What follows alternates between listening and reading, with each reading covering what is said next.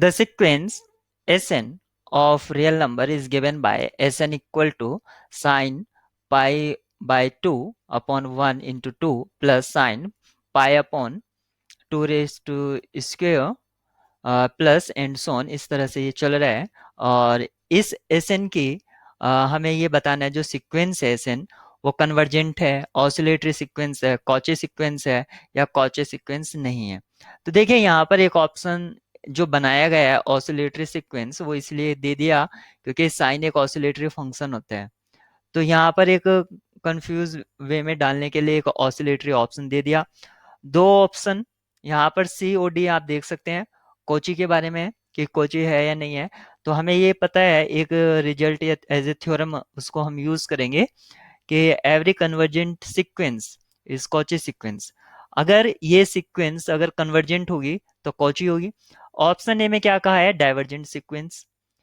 तो यहाँ पर डायरेक्टली आप या इनडायरेक्ट वे में आप ये कह लीजिए कि हमें इसकी लिमिट फाइंड आउट करनी है, लिमिट ऑफ दिस सीक्वेंस।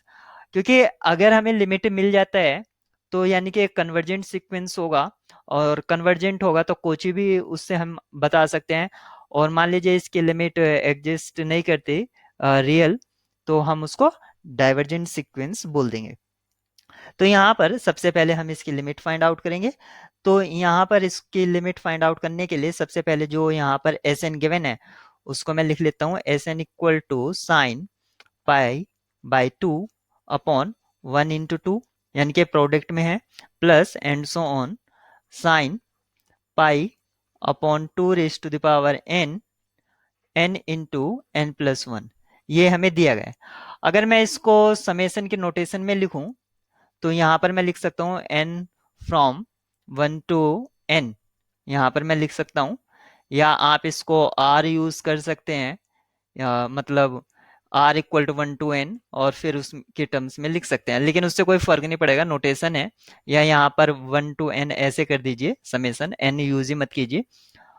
और इसका जो लिखेंगे आप sine pi upon 2 raise to the power n into N N plus 1। इसको आप एज ए अब आ, हमें इसकी लिमिट फाइंड आउट करनी है, यानी कि limit of this S N N tends to infinity. तो यहाँ पर इसके एस एन की लिमिट फाइंड आउट करने का मतलब है इस समेसन का लिमिट फाइंड आउट करना। और limit of summation is same as summation of limit. अगर मैं इस कॉन्सेप्ट को यूज करता हूं तो ये क्या हो जाएगा, summation and limit of n tends to infinity sine pi upon 2 raise to the power n upon n n plus 1, ये इस तरह से हो जाता है। अब मुझे इसकी लिमिट फाइंड आउट करनी है। तो यहां पर आप देखिए साइन जो है एक ऑसिलेटरी फंक्शन है, तो आप जैसे ही n टेंस टू इन्फिनिटी कराएंगे तो ये साइन 0 हो जाएगा, क्योंकि ये क्या है 1 upon 2 raise to the power n। अगर मैं इसको ऐसे लिखता हूं और पाई इसको मैं ऐसे लिख लेता हूं तो ये क्या है, ये आपका 0 को टेंस कर जाएगा, ये आपका टेंस करेगा टेंस टू 0, तो ये 0 को और 0 इंटू पाई आपका ये 0 हो जाएगा और साइन 0 का वैल्यू 0। तो ये 0 अपॉन एन एन प्लस 1 इस तरह से आ रहा है, यानी कि ये आपका जो है एक तरह से आप इसको इन्फिनिटी समझ सकते हैं। तो ये हो गया आपका, या आप इसको भी ऐसे लिख सकते हैं N square 1 plus 1 upon N. तो यहाँ पर ये जो है फाइनली 0 हो गया है, क्योंकि यहाँ पर ये इन्फिनिटी आएगा।